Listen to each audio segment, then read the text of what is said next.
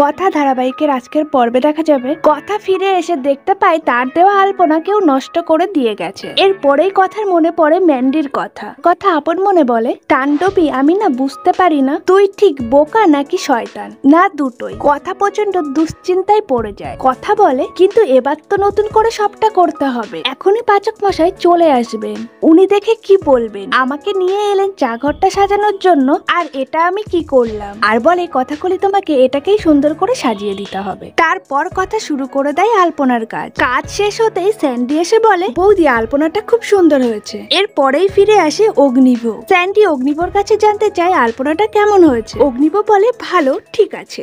এরপর দেখা যায় সেখানে আসে ম্যান্ডি, আর সে আলপনা দেখে অবাক হয়ে যায়। ম্যান্ডি মনে মনে বলে, কি করে হলো এটা, আমি তো সব ভেবরে দিয়েছিলাম, আমি তো বিশ্বাসই করতে পারছি না। কথা ম্যান্ডির কাছে এসে বলে, তুই জানিস এই আলপনাগুলো কেউ নষ্ট করে দিয়েছিল, তুই কি জানিস কে করেছে?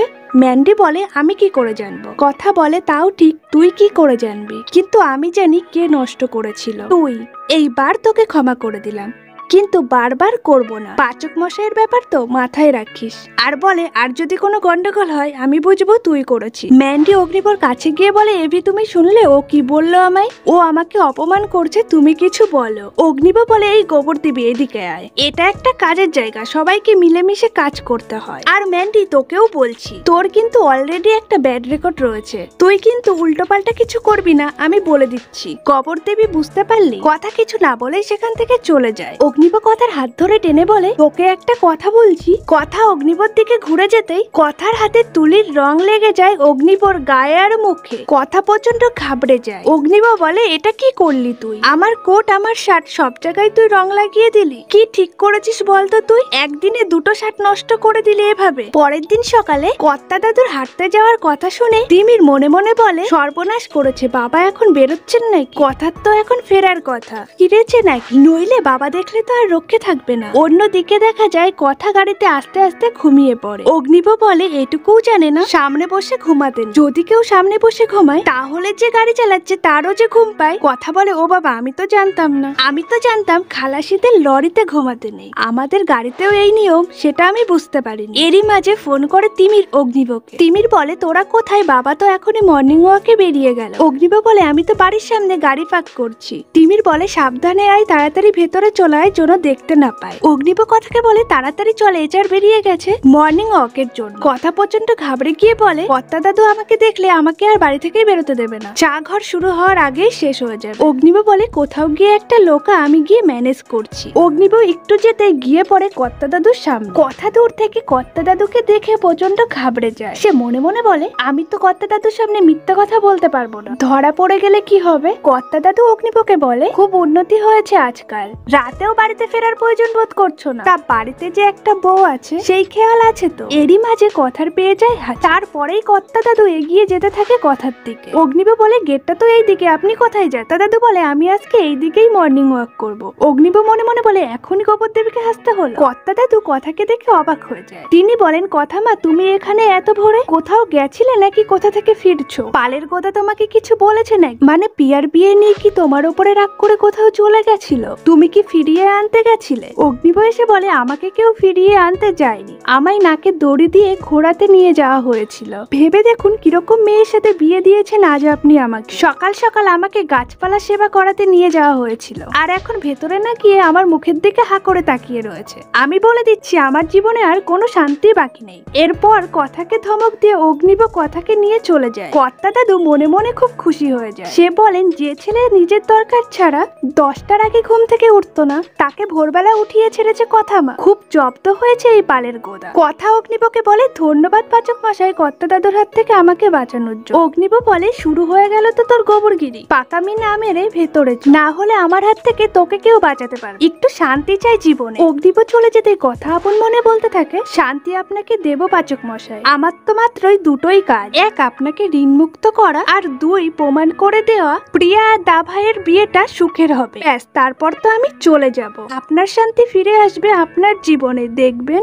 এরপর দেখা যায় চিত্রা কথাকে জামা কাপড় ইস্ত্রি করতে দেখে সে মনে মনে বলে, কি ভেবেছিলে কথা তুমি বারবার ছাড় পেয়ে যাবে? এমন কাজ দিয়েছি যে গোটা রাত পেরিয়ে গেছে, তবুও তোমার কাজ শেষ হলো না। এরপর দেখা যায় কথা ঠাকুর মশাইকে বলে, এটা মায়ের পায়ে দিয়ে পুজো করে দিন না।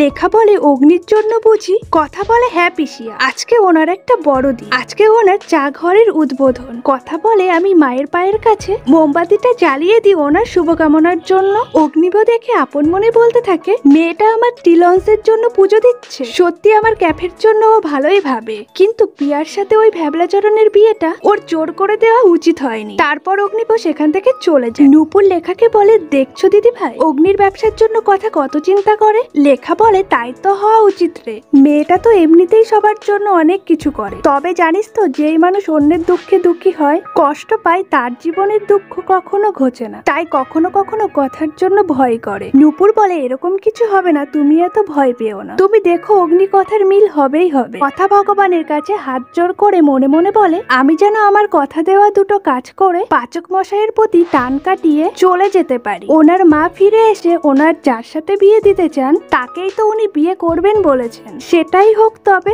এরপর দেখা যায় সন্ধ্যা হতে এভির টি লঞ্চের বাড়ির নবীনরা সবাই পৌঁছে যায়। প্রিয়া বলে, ব্রো টি লঞ্চটা দারুণ হয়েছে। সবাই প্রচন্ড এক্সাইটেড হয়ে যায়। কথা ব্যস্ত থাকে হাতে লেবু লঙ্কা নিয়ে। কথা মনে মনে বলে, এটা কোথায় লাগানো যায়। অগ্নিব কথাকে দেখে ছুটে আসে। কথা অগ্নিবকে দেখে লুকিয়ে ফেলে। অগ্নিব বলে, কি লোকাচ্ছিস দেখা। কথা বলে, এই নিয়ে আবার ঝামেলা বাঁধাবে। অগ্নিব বলে, আমার ক্যাফেতে আমি ঝামেলা বাঁধাবো? আমি দেখেছি তুই কিছু একটা এনেছিস, নিশ্চয়ই সেটা কুসংস্কারের কিছু একটা। এরপর কথা বলে, আমি এটা পুজো করে এনেছি, এটা এখানে কোথাও একটা লাগিয়ে দিতে হবে। নজরের ব্যাপার আছে তো, এমনিতেই আপনার শত্রু তো কম নয় তো, কোথায় লাগানো যায় বলুন তো। অগ্নিব বলে, এই হলুদ রং দেখে তুই কি ভাবছিস? আমার টি লঞ্চটা কি ট্যাক্সি নেই তুই লেবু লঙ্কা ঝোলাবি এখানে? এইগুলো কিন্তু আমার ক্যাফেতে কিছু লাগবে না, তুই এইসব কিছু ঝোলাবি না এখানে কিন্তু। কথা বলে, আমি এটা এখানে লাগাবো। অগ্নিব প্রান্তিক অঙ্কিতকে বলে, দেখ গোবর দেবী কি শুরু করেছে। অঙ্কিত বলে, আজকের দিনে কেন মাথা গরম করছিস? অগ্নিব বলে, আরে করবো না, লেবু লঙ্কা নিয়ে এসছে, কি সব ঝোলাবে,